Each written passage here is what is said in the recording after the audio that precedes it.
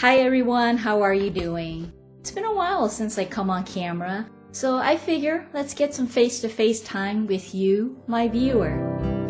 And guess what? Guess what you guys just did? Look at this number. 30,000 subscribers. I can't believe it. And it's all thanks to you, my viewer. You guys are amazing. It's because of your continued support of my channel, watching, subscribing, commenting, that I am at this point. So thank you so much from the deepest part of my heart. Thank you. And I hope you will continue to stay with me and keep supporting my channel. Today we'll be making this double chocolate ooey chewy brownie, and it's from a box cake. And did you guys know that most box cakes are vegan? I didn't know that either until recently. So you can veganize this recipe just by switching out the chocolate that you put in. Let's get started. I am using semi-sweet chocolates. Now the dark chocolate, I do have a bar, so I'm cutting it into large chunks. So just use whatever you have.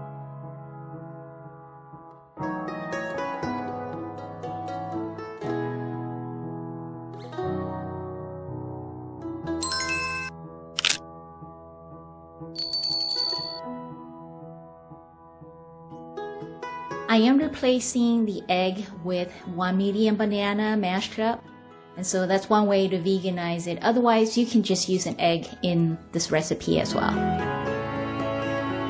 Okay, this mixing is not working, so switching it out for a stronger spoon. So definitely use a stronger spoon just because this batter is so thick. I'm adding the smaller chunks of dark chocolate into my mixture because I want to save the bigger chunks to put on top, and you'll see that later on. I'm using semi-sweet white chocolate chips. And we just want to mix until the chocolate is well distributed into the batter. Now you do want to line your rice cooker with 2 long pieces of parchment paper. And this just will make it easier for us to pull it out later when it's done baking.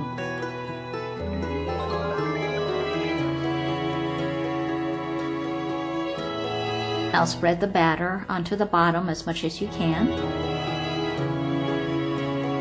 And then put the bigger chunks of chocolate right on top there. Just spread them out. And I'm pushing it down a little bit into the batter.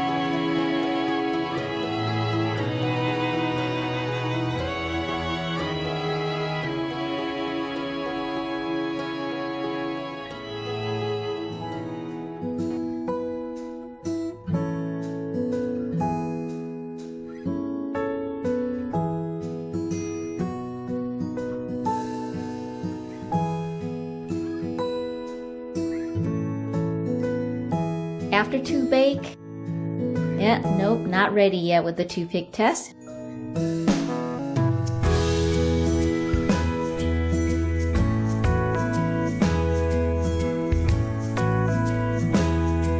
And this is after the 3rd bake, and it's still not quite there, so we'll do another bake.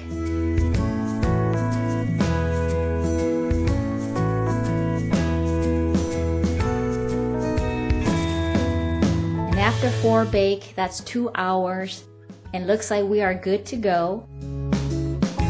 I am going to do a 5th cycle, but I'm going to leave the lid open because I want the sides to be more crispy and the bottom to be a little bit more chewy. But it's not necessary, so you can skip this if you want to. There are large chunks of chocolate in here, so you will get a little bit of wet chocolate on your toothpick.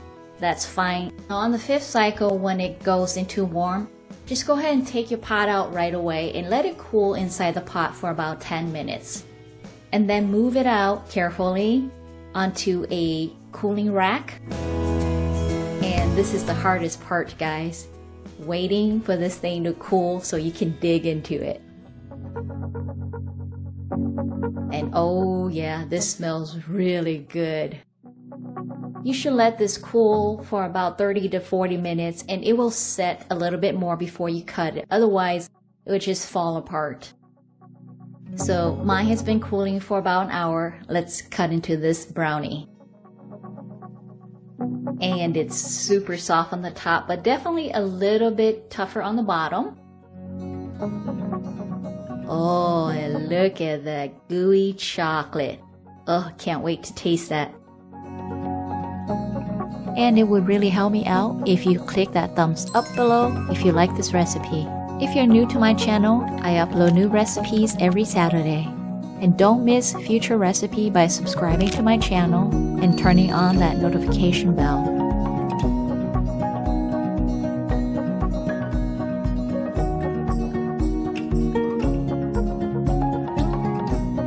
You guys, I did not expect this to taste this good.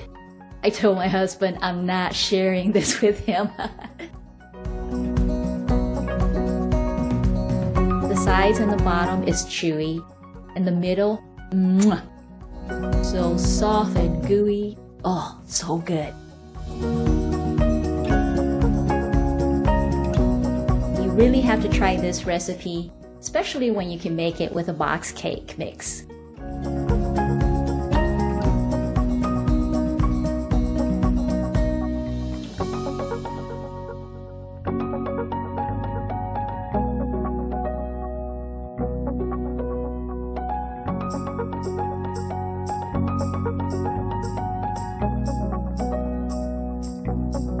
I know you'll love it because I did, and your family will love it as well. So stay home, stay inside, stay safe, and happy baking in your rice cooker.